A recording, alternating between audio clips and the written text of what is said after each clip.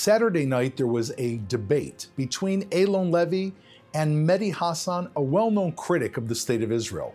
Eylon produced compelling arguments for the justification of Israel's war against Hamas in Gaza, the same Hamas that launched the murderous attack on Israeli civilians on October 7th, took Israeli hostages and dragged them back to Gaza into Hamas's terror dungeons, and is continually fighting Israel from behind its own Gazan civilians. Mehdi, on the other hand, is making a compelling argument of why Hamas should continue to rule the Gaza Strip. Every solution that he offers as to how Hamas should be removed from the Gaza Strip is completely unrealistic, in fact, impossible. Mehdi returns again and again to the civilian suffering of the people of Gaza, something that no one debates. What is debated, however, is who's causing that suffering. According to Mehdi, Israel is always wrong and Hamas has no responsibility.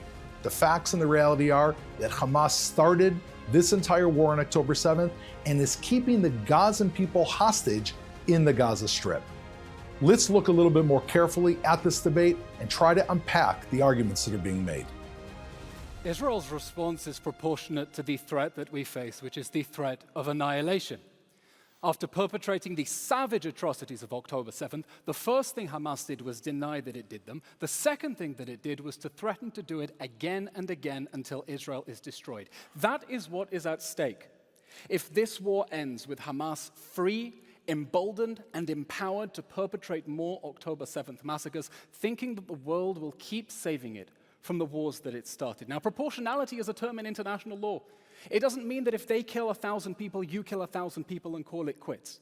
It means that for each strike, the anticipated collateral damage, the damage to civilians, cannot be excessive to the anticipated military goal. And your argument is that that has been the principle Israel has observed? Every military expert who has observed Israel's military efforts, including just recently in the Times, the Deputy Supreme Commander of NATO, has said that Israel is fighting in the most complicated urban battlefield that the world has ever seen, and he's satisfied that its rules of engagement and standard procedures are at least as rigorous as the UK and other Western allies. That's the former Deputy Supreme Commander of NATO. Mehdi.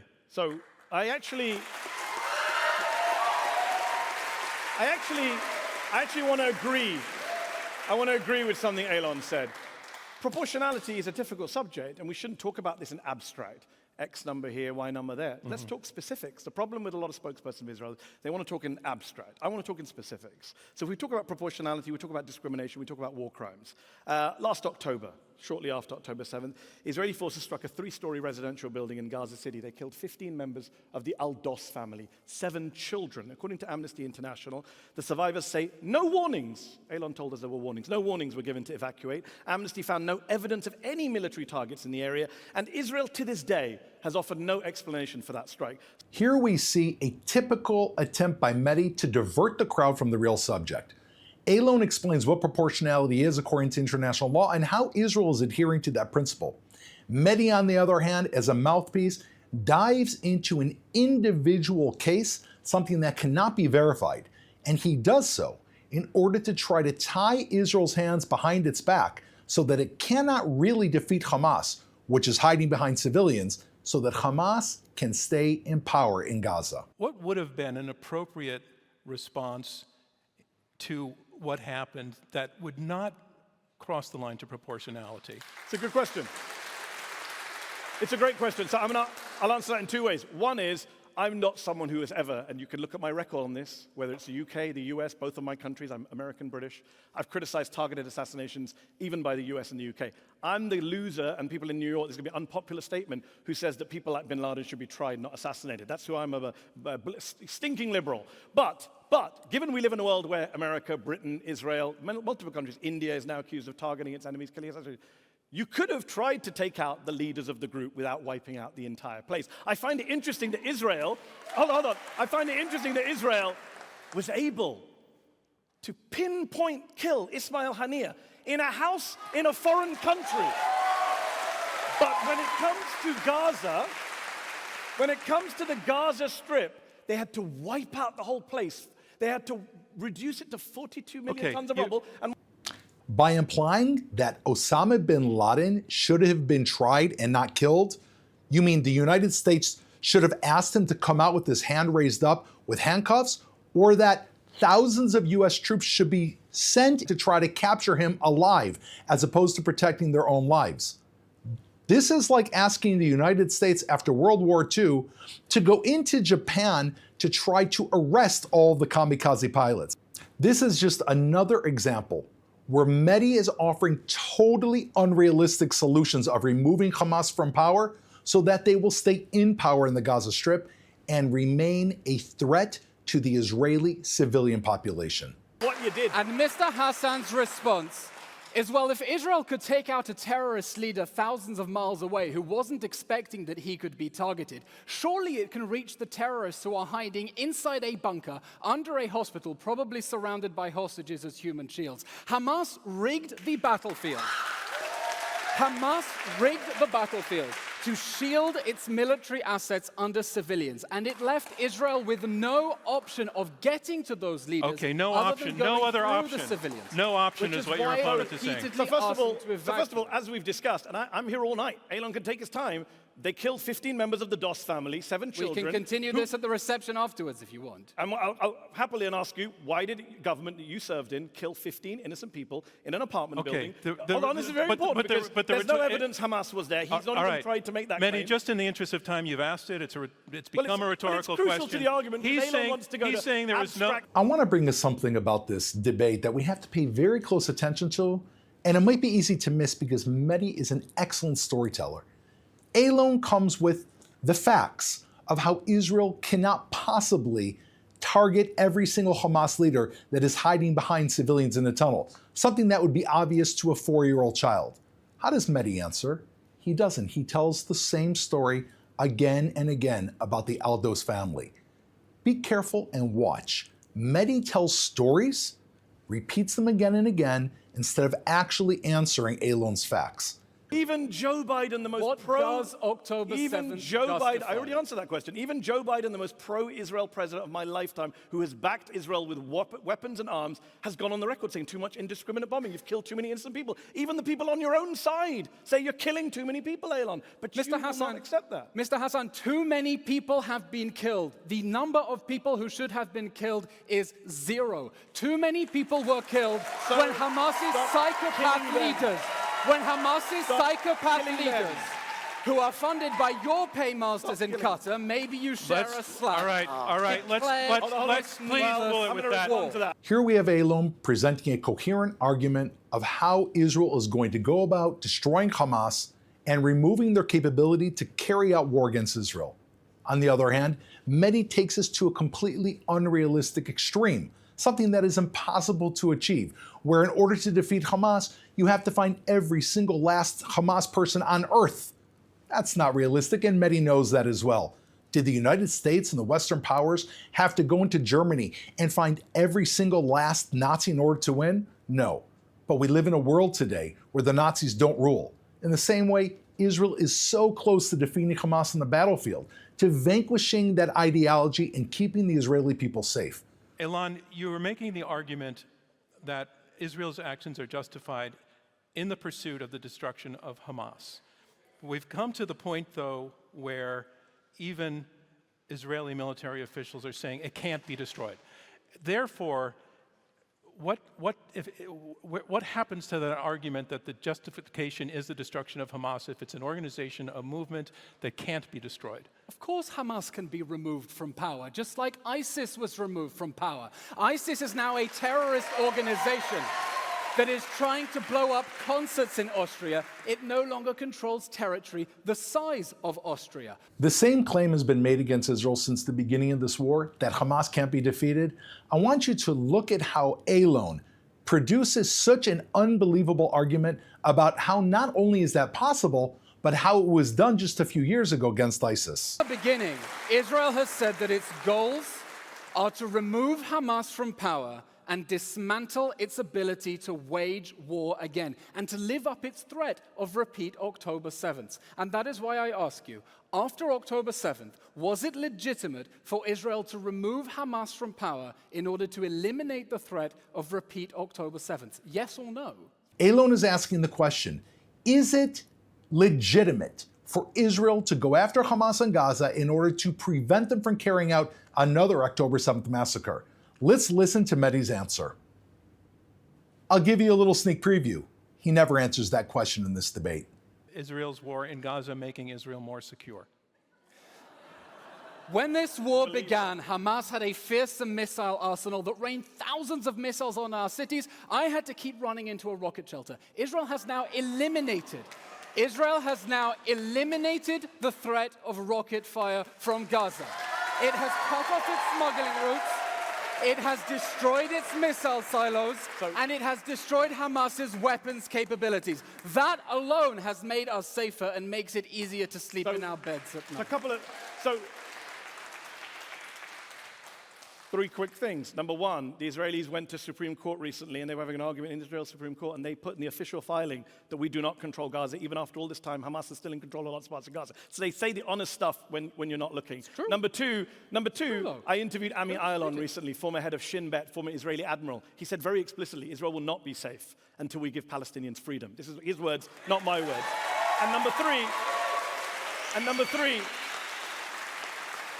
three, I'm glad you had a bomb shelter to protect you, because the Al-Dos family in Gaza did not have a bomb shelter to protect them. Is Israel a safer place to live in? Eylon explains why it is. Eylon used to live in a shelter in Tel Aviv every single night as rockets came pounding down all over the city. What's Mehdi's answer? Mehdi says he's happy that Eylon had a shelter. He wishes the people in Gaza had a shelter. Is he ignoring the principle that just because Israelis have shelters, it's not okay that Hamas fires 40,000 rockets at the Israeli people? Mehdi once again avoids the context, doesn't answer if Israel's a safer place, and talks about what? Guess. The Al-Dos family again and again and again. Mehdi, answer the question. Is it for the benefit of the hostages? Absolutely. Israel is fighting to bring the hostages home while Hamas is starving and torturing and raping them. We managed in November, because Hamas was being clobbered and it wanted a breather. They released nearly half of the hostages. We've sent in special forces to rescue hostages in raids my opponent has condemned. Israel is fighting to put the military pressure on Hamas to release the hostages, but Hamas doesn't want to release the hostages. And the reason it doesn't want to release the hostages is that it knows that the longer this war goes on and the more suffering it generates among its own people in Gaza, the more it advances its own goal of isolating Israel. And Mr. Hasan, it pains me that you do not seem to realize the role that you play within Hamas's strategy when you deflect blame onto Israel. Never demand any accountability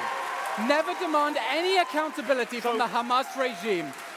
When you know that Hamas's goal is to maximize suffering, you give it a reason to drag on this war. If you want it to let the hostages go, you should tell of all Qatar the nonsense to you've said pressure tonight, Hamas to free the hostages. of all the demonstrably untrue things you've said tonight, this is the big one. So apparently, if you want a deal to end the war, you're enabling Hamas's strategy. No. That's what you just said. No, I'm enabling Hamas's strategy. But you have systematically undermined every leverage Israel has to free the hostages. You know who's undermining? Mehdi, stop pretending Can I you answer care the about question? the hostages. Of the two of us, hold on. Of the two of us, whose strategy has released more hostages, mine or yours? Because I supported a ceasefire. And we got, hold on. Our strategy. Your strategy is to give cover for Hamas's war crimes. Let him finish, please. Over 100 hostages were released last November in the pause, in the ceasefire deal. A lot of Israelis wanted that to continue. Hostages' families wanted that to continue. Yes. Netanyahu, can I finish my answer? Netanyahu said no. In fact, they don't want you to hear about the hostages. Eylon and people like Eylon use the hostages as political pawns. The hostages' families are standing on the streets of Tel Aviv opposing the Netanyahu government, calling for a ceasefire, calling for a deal. Eylon says that Hamas is responsible for the plight of the hostages. And Mehdi, he says no. The Israeli government is responsible. The prime minister is responsible. Eylon himself is responsible. Mehdi never mentions that maybe Hamas, who carried out the attack, abducted the people, dragged them back into Gaza through the streets of Gaza, and put them in tunnels where they are starving, raping, and killing them may be responsible. Does this maybe sound like a Hamas spokesperson to you? Do you believe that Israel pulling out of Gaza in 2005 was the right decision? Simple answer is, of course, Israel did not pull out of Gaza. As the ICJ has pointed out just recently, Gaza is occupied territory.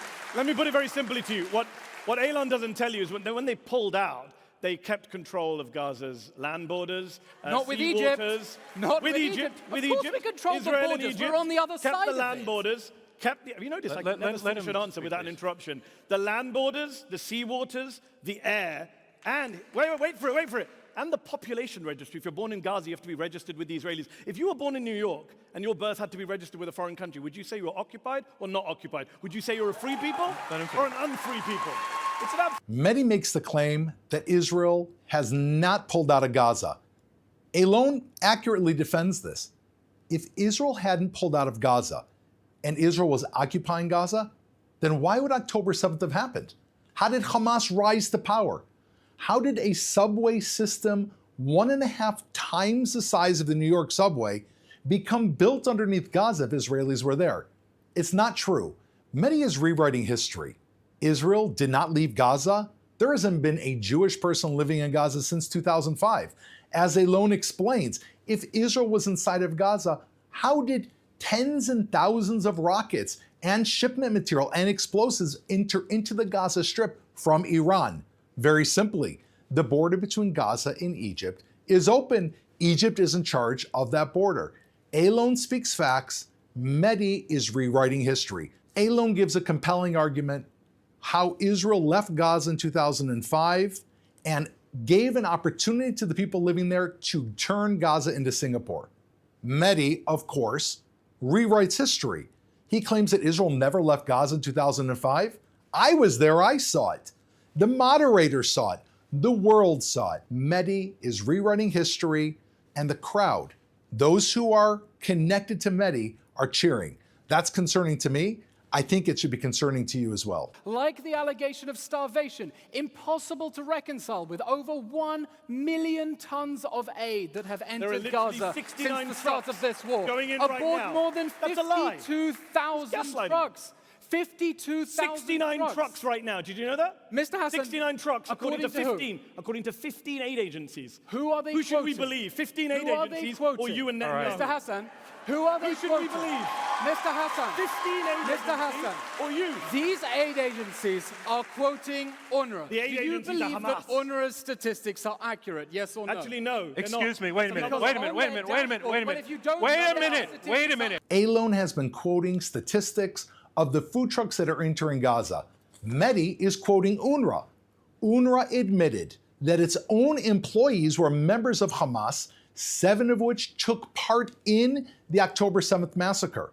In fact, it's the UNRWA that has been reporting the number of deaths, according to the Gazan Health Ministry. Throughout this entire debate, Eylon has been speaking facts. Mehdi has been quoting sources, half sources, using sources that are not reliable in order to try to pull the wool over everyone's eyes. He offers answers and solutions that make absolutely no sense, that are not grounded in reality. He'll say, oh yeah, what happened on October 7th is horrible. Israel has the right to defend itself, but to go after Hamas and Gaza, that's occupation. Meaning Mehdi, at the end of the day, as Eylon has so accurately and correctly had him reveal, believes that Israel has a theoretical right to defend itself, but Hamas has a very real right to stay in power in Gaza. Throughout this entire debate, we can see a split screen. On one side, we have Eylon, who is speaking about facts, the reality and the complexity of war, and Israel, who is trying to free its hostages, defeat Hamas, which is posing a threat against Israel, and doing so while there is a civilian population in Gaza that Hamas is using as human shields. On the other hand, we see Mehdi, who avoids any difficult question by resorting to anecdotes, who does not really believe Israel has the right to defend itself, and completely absolves Hamas of any responsibility. We hope that you see that Mehdi is trying to pull the wool over everyone's eyes, while Eylon is trying to reveal that if one does not acknowledge that Israel can defend itself by defeating Hamas, they are essentially supporting Hamas's regime in Gaza. Thank you for watching us. We hope that you will notice the truth and that you will understand that Hamas has a mouthpiece. We just saw him on the screen.